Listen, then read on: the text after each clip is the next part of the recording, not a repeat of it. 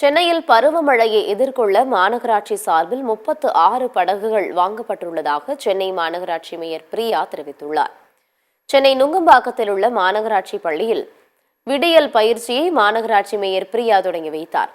இதன் பின்னர் செய்தியாளர்களுக்கு பேட்டியளித்த அவர், சென்னை மாநகராட்சியில் பல்வேறு பகுதிகளில் மழைநீர் வடிகால் பணிகள் பெருமளவு முடிக்கப்பட்டுள்ளதாக தெரிவித்தார்.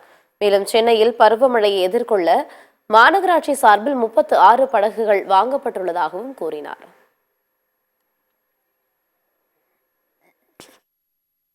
கடந்த முறை போட் நம்ம ரீஜன் வாரியா கொடுத்திருந்தோம். ஸோ ஃபிஷரிஸ் டிபார்ட்மெண்டோட கோஆர்டினேட் பண்ணி நம்ம போட் சப்ளை பண்ணிருக்கிறோம்.